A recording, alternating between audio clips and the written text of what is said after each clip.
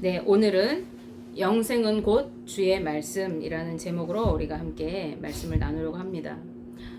예수님께서 많은 이적과 기사들을 행하시고 또 천국 복음을 전파하셨음에도 불구하고 대다수의 유대인들, 특히 그들의 종교 지도자들인 바리새인들과 서기관들 그리고 대제사장들은 여전히 예수님을 믿지 못하고 있었습니다.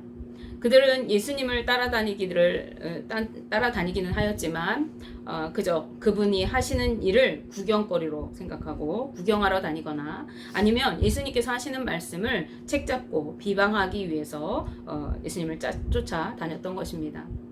그들은 온 인류를 구원하실 만왕의 왕이신 예수님, 하나님의 본체이신 예수 그리스도를 직접 대면하여 볼 수 있는 특권을 얻었음에도 불구하고 그 기회를 누리지 못한 그러한 자들입니다. 요한은 그 이유를 이사야의 글을 이용해서 이렇게 설명합니다. 요한복음 12장 39절 40절 말씀, 우리가 읽지는 않았지만 그 말씀에 그들이 능히 믿지 못한 것은 이 때문이니 곧 이사야가 다시 일렀을 때 그들의 눈을 멀게 하시고 그들의 마음을 완고하게 하셨으니 이는 그들로 하여금 눈으로 보고 마음으로 깨닫고 돌이켜 내게 고침을 받지 못하게 하려 함이라 하였음이더라 라고 말씀합니다. 이들이 눈이 멀고 마음이 완고하여졌기 때문에 그렇다는 것입니다. 그러므로 눈으로 보기는 보아도 제대로 볼 수가 없게 된 것입니다. 육신의 눈은 멀쩡할지 모르지만 예수님이 누구신지 볼 수 있는 영적인 눈이 멀어 있는 자들이기 때문에 그분이 행하시는 일들을 보면서도 깨닫지 못한 것입니다. 또한 이들은 마음이 완고하게 굳어진 자들입니다. 이들은 혈통적이고 교리적인 그러한 신앙에 빠져 있어서 자신들의 지켜온 어떤 전통만을 옳다고 여기고 있었기 때문에 예수님께서 선포하시는 하나님의 말씀을 받아들이고 깨달을 수가 없었던 것입니다. 그러므로 오늘 본문 말씀에서 예수님께서는 자신을 하나님과 동등된 존재로 표현하시면서 예수님을 믿지 않는 자들은 하나님을 믿지 않는 것이라고 말씀하십니다. 요한복음 12장 44절 45절 말씀에 예수께서 외쳐 이르시되 나를 믿는 자는 나를 믿는 것이 아니요 나를 보내신 이를 믿는 것이며 나를 보는 자는 나를 보내신 이를 보는 것이니라 라고 말씀하고 계십니다.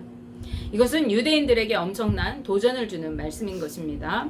예수님을 믿는 것이 그분을 보내신 분, 즉 하나님을 믿는 것이고 또 예수님을 보는 자는 하나님을 보는 것이라고 말씀하고 있기 때문에 그렇습니다.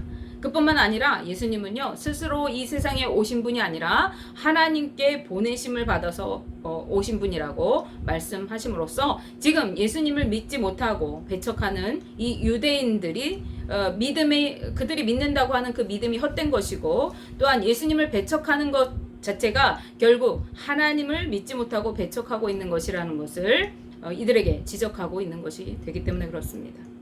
유대인들은 비록 율법에 능통하고 또 혈통적으로는 선택받은 민족이라는 그러한 자부심을 가지고 있었지만 예수님을 하나님께서 보내신 분으로 볼 수 있는 영적인 눈이 열리지 않았기 때문에 그분에게서 하나님의 뜻을 볼 수가 없었어요. 또한 관습과 율법적인 행위에 젖어 살면서 자신들이 행하는 것만이 옳다고 여겼던 그들의 마음이 굳어져 있었기 때문에 다른 것들을 받아들일 그런 여력이 없었어요. 그래서 육신을 입고 이 땅에 오신 하나님이신 예수님을 인정하고 받아들일 만한 그러한 마음을 가지고 있지 못했던 것입니다. 이러한 사람들은 결코 하나님 나라에 이룰 수가 없습니다. 하나님의 뜻을 알지도 못하고 깨달을 수도 없기 때문에 그렇습니다. 예수님께서는 이어서 당신이 이 땅에 오신 목적이 무엇인지 말씀하고 계십니다. 예수님께서 이 땅에 오신 목적이 무엇입니까?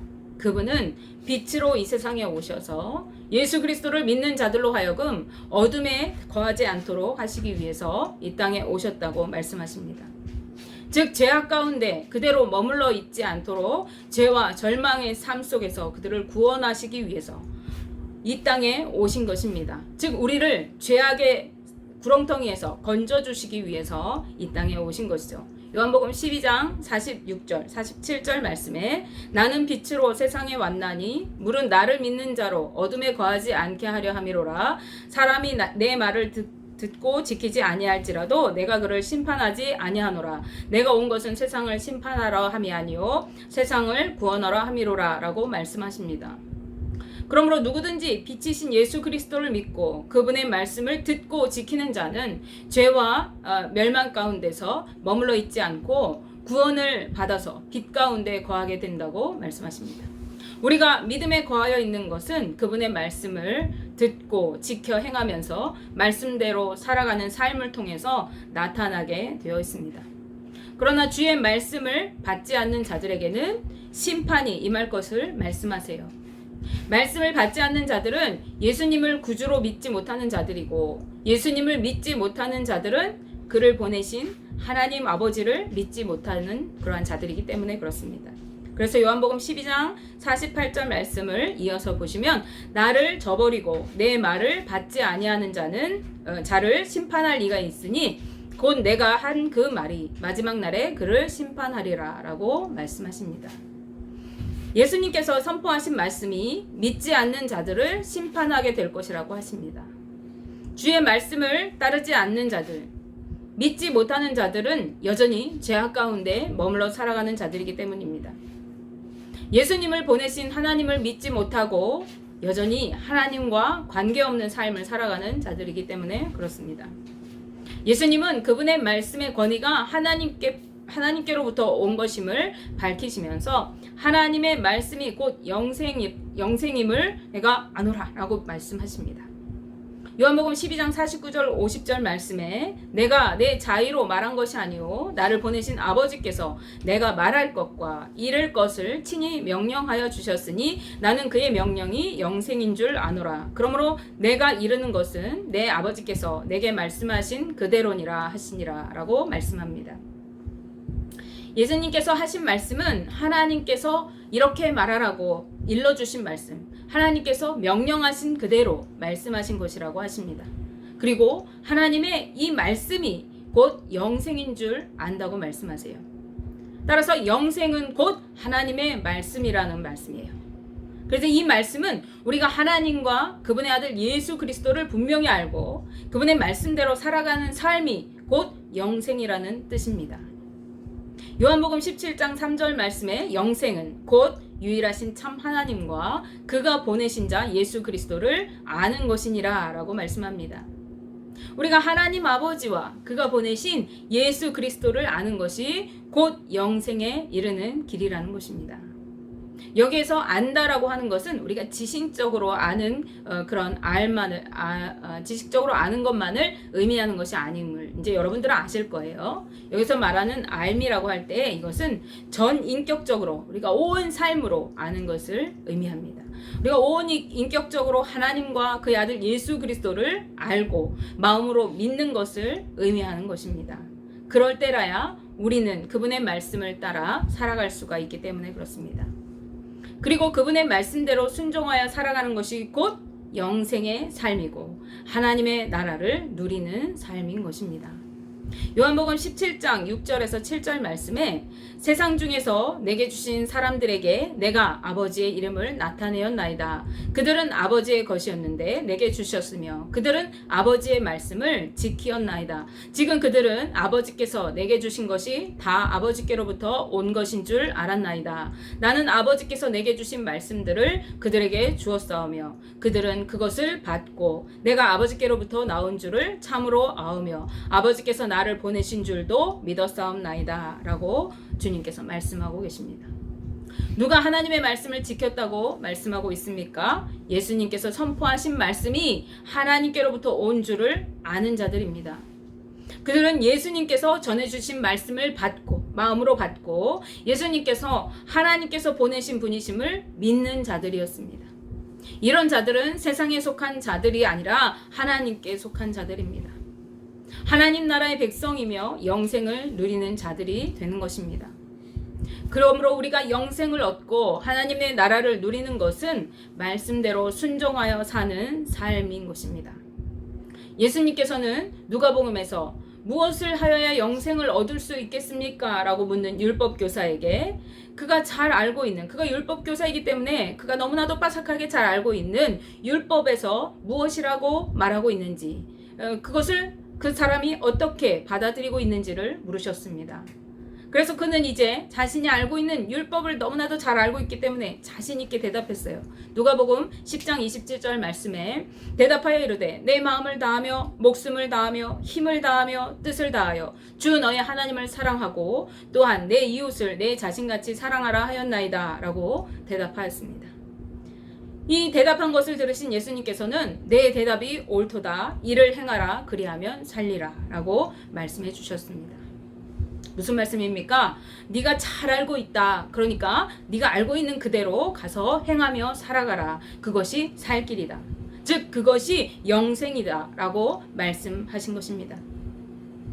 그런데 예수님께 칭찬을 들은 이 율법교사는요, 자신을 더 돋보이고 싶었어요. 성경에는 그가 자기를 옳게 보이고 싶었노라고 표현하고 있습니다. 그래서 자신이 사랑해야 할 이웃이 누구냐고 다시 한번 예수님께 묻습니다. 그래서 그때 예수님은 강도 만난 사람의 이야기를 들려주시면서 누가 강도 만난 사람의 이웃인지 비유로 말씀하십니다. 강도 만난 사람 곁을 지나가던 세 사람이 있었습니다. 그 중에 한 사람은 제사장이었습니다.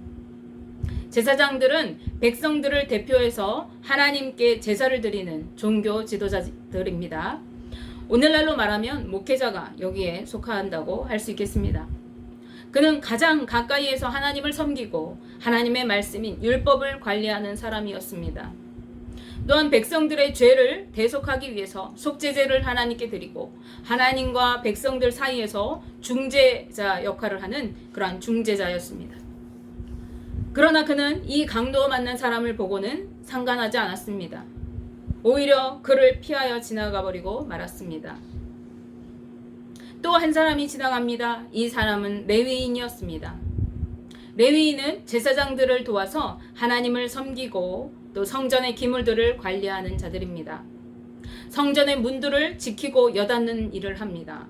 제사에 필요한 제물들을 관리하고 성가를 부르고 악기를 연주하면서 제사를 돕는 그런 사람들입니다.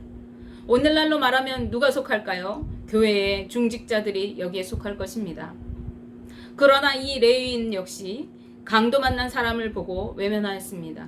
멀리 피하여 지나가 버리고 말았습니다. 제사장과 레위인, 이 두 사람의 겉모습은 어떻습니까? 이들은 우리가 보기에 하나님의 말씀을 따라 가장 신실한 믿음을 지키는 사람들을 대표하는 자들입니다. 이들은 정결례식에 따라 자신의 몸을 거룩하게 구별하여 하나님을 섬기는 일에 힘쓰는 자들이었습니다. 주님의 제도와 양식과 규례를 따라서 성전의 일을 맡아보고 제사를 집전하고 하나님의 말씀과 율례를 따르는 그러한 자들로 여겨지는 그러한 사람들입니다. 지식적으로 말씀의 규율들을 누구보다 다 잘 알고 있는 자들이었습니다. 그러나 이들의 삶에는 참된 주님의 뜻을 실천하는 그러한 모습이 상실되어 있습니다. 이들은 강도 만난 사람을 제 몸처럼 사랑하지 않았습니다. 사랑하기는커녕 불쌍히 여기지도 않고 오히려 부정한 어떠한 더러운 물건을 만난 것처럼 피하고 멀리 지나가기에 급급하였습니다.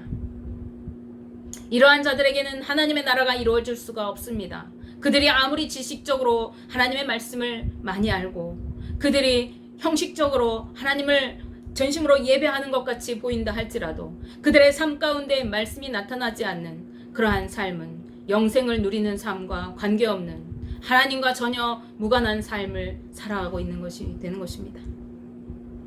마지막으로 예수님께서는 여행 중이던 사마리아인을 예로 들어 말씀하십니다. 그는 강도 만난 사람을 보자마자 불쌍히 여기고 가까이 다가가서 그에게 기름과 포도주를 상처에 부어서 치료해주고 싸매주었습니다. 그리고 자기 짐승에 태워 주막으로 데리고 가서 돌보아 주었습니다. 뿐만 아니라 다음날 주막을 떠나면서도 주인에게 값을 지불하고 그를 돌보아 줄 것을 부탁하였습니다. 거기다가 떠나면 그만일 것 같은데 비용이 더 들면 내가 돌아와서 그 비용을 다 갚겠노라고 약속까지 하면서 떠나갔습니다. 이 말씀을 하시고 예수님은 강도 맞는 자에게 누가 이웃이겠느냐고 율법교사에게 물으셨습니다. 그는 말합니다. 너무나도 잘 알고 있기 때문이죠. 자비를 베푼 자입니다. 예수님께서 그에게 다시 말씀하십니다. 가서 너도 이와 같이 하라. 그런데 예수님께서 자비를 베푼 사람을 왜 사마리아인을 예로 드시면서 말씀하셨을까요? 그냥 어떤 한 사람을 말씀하셔도 되지 않았을까요? 어떤 한 사람이 지나가다가 이렇게 말씀하셔도 됐을 것 같습니다. 그런데 굳이 사마리아인이라고 지목해서 말씀하신 것이죠. 우리는 율법 교사를 비롯한 유대인들에게 이 사마리아인이 어떤 위치에 있는 사람인지를 생각해 보면 예수님의 의도를 알 수가 있습니다. 그들에게 사마리아인은요, 상종 못할 죄인이고 구원과는 상관없는 이방인입니다. 그들은 율법도 알지 못하고 무식한 짐승과 같은 자들로 여겨졌습니다. 그런 사마리아인을 율법에 능통한 제사장과 레위인과 배치되는 위치에 놓으심으로써 예수님께서는 너희가 아무리 율법에 능하고 지식적으로 말씀을 많이 알고 성경에 능통하다 할지라도 행함이 없다면 너희가 업신여겼지만 자비를 베푼 이 이방인인 사마리아인보다도 너희가 못한 자라고 말씀하시는 것입니다.